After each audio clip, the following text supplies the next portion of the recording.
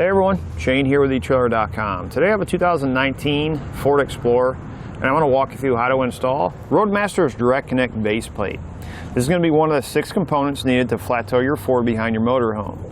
This is going to connect directly to the chassis of the vehicle to give you that solid connection point between your tow bar and your vehicle. Base plate is going to be a steel construction, a nice black powder coat finish, so it stays looking nice for a really long time. A couple of nice features with this base plate is the arms are actually removable, so when we're not flat towing our vehicle behind our motorhome, we can remove the arms and it maintains a nice clean look on the front of the vehicle. It's going to give you your connections for your safety chains. It's going to give you 2 pins so you can connect a 6-pole plug for your wiring. It's also going to give you a bracket so you can connect your breakaway switch for your braking system. So what I'm going to do is I'm going to go ahead and disconnect it from our tow bar so we can show you how clean it looks when we're not towing. To disconnect our arm, you simply pull the pin, twist, and slide it out. You can see nice and flush. Again, it's going to maintain a very nice clean look when we're not flat towing the vehicle. To get our arm back in place, you want to make sure the tabs are on the inside. We're simply going to slide it in until that pin collapses, twist it until you hear it snap. To connect your tow bar, simply slide it in like that. You have a large pin, and slide it through, line up the hole, take your pin clip, and you're ready to go with that. Safety chain, clip it onto the safety chain loop, and your tow bar is connected. As far as hooking up your tow bar to your vehicle when you're ready to flat tow it, it really is pretty simple. As I just showed you, you get your arms lined up, slide your pin through, hook up your safety cables. For this tow bar in particular, it has the wiring that comes with it. You connect your wiring, and it's pretty much that easy. Disconnecting it's going to be the same way. Whenever you get somewhere, you're parked, you get the vehicle disconnected so you can use it again. Again, you just follow it in reverse order. As far as the installation process on the base plate, it's really not that difficult. You will have to remove the fascia, and I will say, once you remove the fascia, if you're setting your vehicle up to flat tow, for instance, installing this base plate, I recommend installing all your other components for the flat tow setup while it's off. It's going to make it a lot easier because there's some wires that are going to have to be ran up front. Once you take it off one time, you won't have to do it again once you have everything installed. To start our installation, we're going to be underneath our hood. We're going to have a few bolts that run across the top of our fascia. We're going to use a 10mm socket to remove those.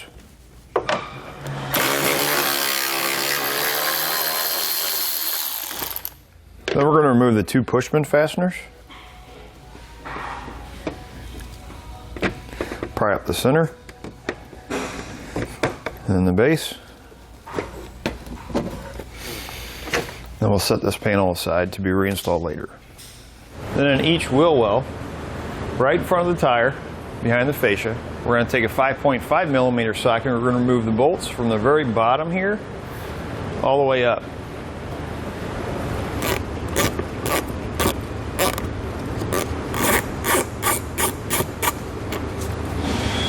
Next, on the very bottom on each side, we're going to take out these 3 bolts that attach the fender liner to the bottom, and then the 3 bolts here in the center that attach the bottom of our fascia to our core support. We'll be using an 8mm socket to remove those.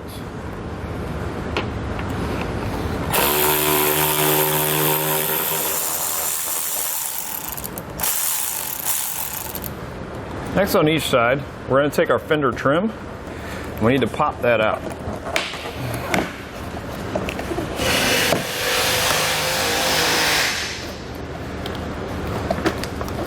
On our driver's side only, we're going to pull our fender liner out. And you're going to have a wiring harness that's connected right in this corner. If you just pull down on it, you can actually disconnect it like that. And then we need to disconnect the 2 plugs. And we're going to push down here and pull out. Now you're not going to be able to see them because of where they are. But right along this edge, underneath, there's going to be 3 bolts. that hold your front fascia to your fender. Those 3 bolts need to be removed. You're going to use a 10mm socket. Now the next set of hands, we're going to start removing our fascia. On the outer edge, we're going to pull down, disconnect, and then we'll slide our fascia out. Next, we need to disconnect our front camera sprayer. There's little clips all along the hose. If you take and pop up that edge, we can disconnect that hose like that. We're going to do it all the way across to the reservoir.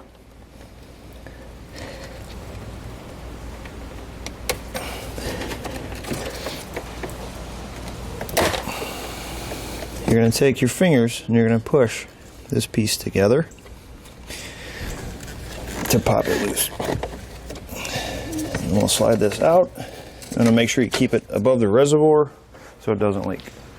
Next, on our passenger side only, we're going to remove the 2 hoses in our washer bottle. We'll pull them out just like that. Take a trim panel tool. We're going to remove the clips that are holding the wiring harness in place on our frame rail. We follow our wire down. If you have a wire that runs into your coolant lines, we need to disconnect that. All you're going to do is you're going to push there and you're going to pull out. Then we're going to take an 8mm socket. We're going to remove that bolt.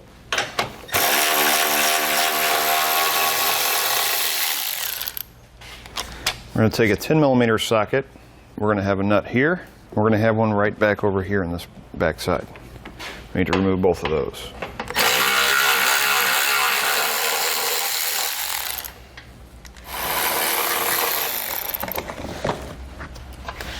What I'm going to do is I'm going to take a couple zip ties, put them together. I'm going to loop them right through this hole. Just like that. And we're going to slide our washer bottle off. And we need to secure it.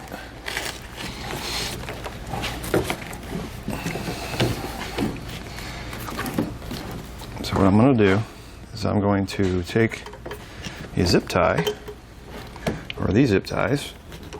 I'm going to run them through this hole. And that will hold this edge up here. And that'll hold it up out of the way. Next thing we need to do is the outside hole on our bumper beam. We need to open those up so that our bolts will fit in. Best thing to do is to use a grinding bit like this. If you're going to use a drill bit, make sure you put a board or something back here so it doesn't damage your AC condenser. And we're going to open that up enough where our bolt's going to fit in there. We just want to make sure that our bolt's going to slide in place. We'll do the same thing with this hole. Next, we're going to take our 1/2 inch by 3 inch bolt. Any hardware we install on our base plate, we want to make sure we're using red Loctite. Red Loctite doesn't come with your kit, but you can find it here at etrailer. We're going to put a flat washer on. We're going to put one in each hole. We're going to take our larger pipe spacer. We're going to put it on each one of our bolts. Just like that. Then with the next set of hands, we're going to slide our base plate up behind our bumper beam, and then slide the brackets, or the bolts, through the brackets. On the back side, we're going to put a lock washer. Then we're going to take a 3/4 inch socket and wrench, and we're going to tighten each of the bolts down. And we're going to have a plate like this for each side. Make sure you're using the correct side. If you notice there's an angle to it, it's going to actually sit out. It's going to sit something like this. We're going to put on our 1.5 bolt by 1/2 inch. We'll run through like this. Put on a lock washer on the inside, followed by a nut.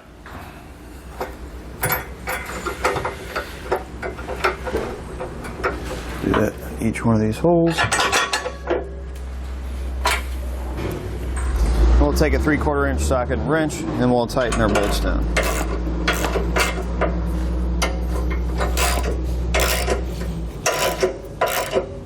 Next thing we want to do is we need to draw out these two holes, and we're only going through this outside part to the center. We're going to do this on both sides. Make sure that this wire is not being pinched. You can kind of see how I have it ran here. What I actually had to do was loosen the two bolts on my bumper beam to get this to push back, because what it was doing was pushing this out. So what we're going to do is, with it loose, we're going to make sure we're level, draw out these two holes, we're going to insert our bolts, and we'll come back and we'll tighten these and then go back and retighten these in the front again.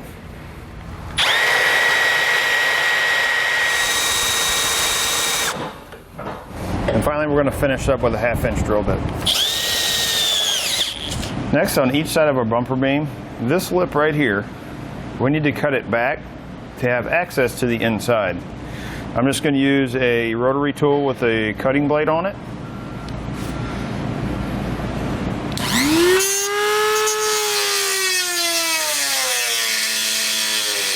We're going to do something like this. This is going to give us access to the inside of our frame rail. We'll make sure we do this on both sides. So we're going to take our 1/2" by 1.5" bolt. We're going to put on a lock washer.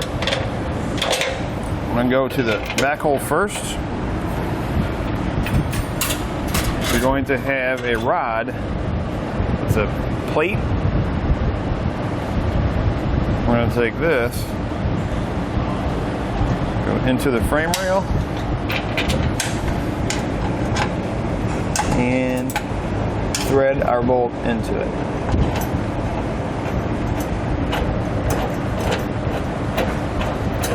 For our back one, we're going to have a long lead. For our front one, we're going to have a short one. That's going to be on each side. We're just going to repeat the same process we did for our back one here on the front.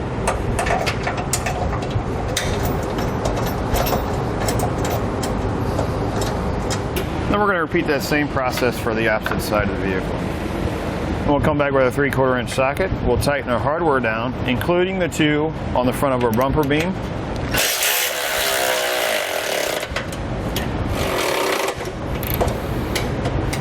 Once you have all your hardware tight, we're going to come back and we're going to talk to the specifications and the instructions.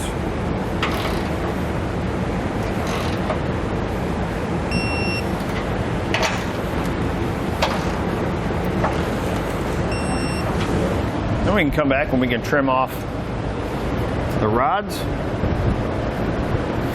A couple of different ways you can do it. You can trim them off. You can take a pair of pliers and just bend them and stick them back in the frame rail. I'm actually just going to cut them. I'm just going to use some tin snips.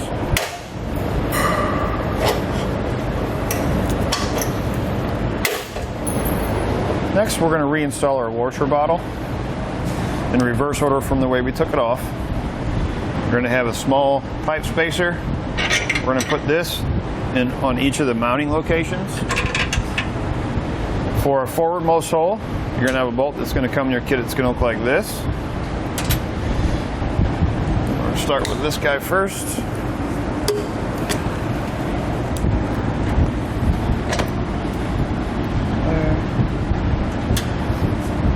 ahead and get the nut on here just to make sure it doesn't fall off. That way it'll give us enough room. We can work with this one. We're going to have a lock washer and a flat washer.